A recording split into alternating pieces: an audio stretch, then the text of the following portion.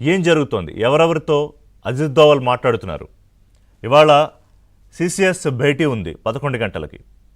So ఎలాంటి సన్నాహక చర్యల్లో భారత్ ఉంది శ్రీహరి? పహల్గామ్ దాడికి ఖచ్చితంగా బుద్ధి చెప్పేటువంటి ప్రయత్నం ఒక తొలి అడుగు భారత ప్రభుత్వం చేపట్టిందని మాత్రం స్పష్టంగా చెప్పవచ్చు. అందులో భాగంగానే 9 ప్రాంతాలను గుర్తించి 100 కిలోమీటర్ల రేంజ్లో ఉన్నటువంటి ఏదైతే లష్కరే తోయబా సంబంధించినటువంటి కావచ్చు, ఇతర జైషే మహమ్మద్ కావచ్చు, ఇతర ముష్కర మూకల సంబంధించినటువంటి శిబిరాలపైన దాడి చేసింది. ఖచ్చితంగా టార్గెట్ కూడా రీచ్ అయ్యింది. చాలా అధునాతనమైనటువంటి వెపన్సే వినియోగించారు. దీనికి సంబంధించి దాడిలో కూడా వాటికి సంబంధించినటువంటి వివరాలు కూడా తెలియాలి. అయితే దాడి జరిగిన తర్వాత దేశంలో వేగంగా పరిణామాలు మారుతున్నాయి.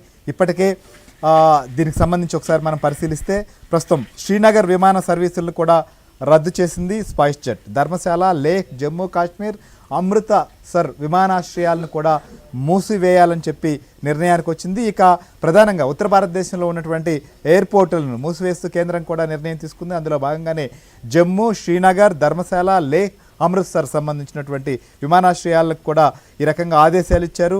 కేంద్ర నిర్ణయంతో ఆయా ఎయిర్పోర్టులు కూడా క్లోజ్ చేశారు. విమాన రాకపోకలు పూర్తిగా స్తంభించాయి, నిలిపివేసినటువంటి పరిస్థితి. ఇవన్నీ కూడా ముందు జాగ్రత్త చర్యల్లో భాగంగా మాత్రమే తీసుకుంటున్నటువంటి పరిస్థితి తప్ప మరొకటి కాదు.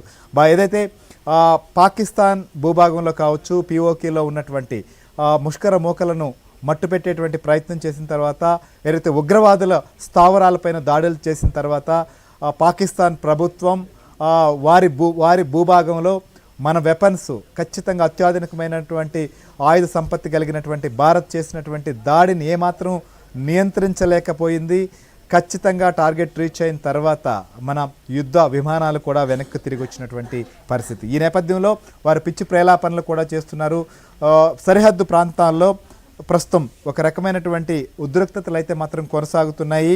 మనం చూసాం గత వారం రోజులుగా అక్కడక్కడ కవ్వింపు చర్యలు, కాల్పులకు తెగబడ్డటువంటి పాక్ సంబంధించినటువంటి ఆర్మీ ప్రస్తుతం భారత నియంత్రణ రేఖ వెంబడి ఉన్నటువంటి కొన్ని గ్రామాలపైన దాడులకు తెగబడేటువంటి ప్రయత్నం చేస్తోంది.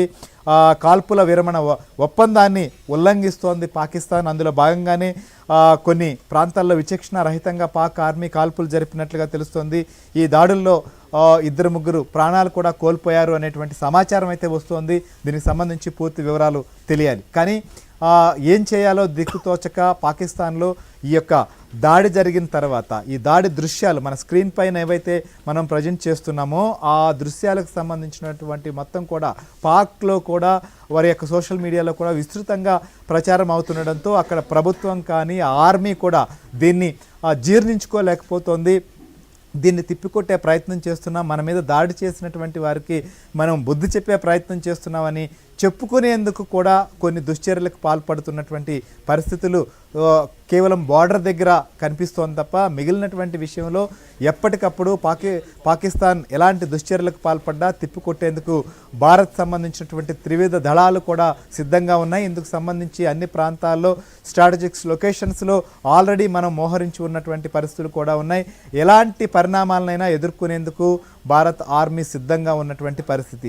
అంతేకాదు ప్రజలను కూడా అప్రమత్తం చేసేందుకే ఇవాళ మాక్ డ్రిల్ కూడా దేశవ్యాప్తంగా జరుగుతోంది.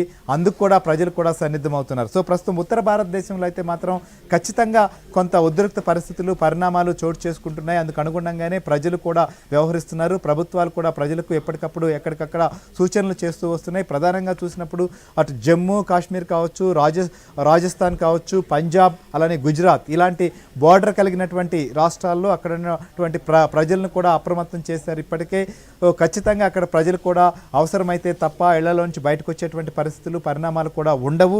ఎందుకంటే కొంత టెన్షన్ వాతావరణం అయితే మాత్రం ఉంది. సో ఏం జరుగుతోంది, ఎలాంటి పరిణామాలు జరుగుతున్నాయి అనేది ఒక్కొక్కటిగా సమాచారం అందుతూ ఉన్నటువంటి పరిస్థితి. సో కొంత కాల్పులు అయితే మాత్రం బార్డర్లో జరుగుతున్నాయి మాత్రం ఇప్పటికే కాల్పులు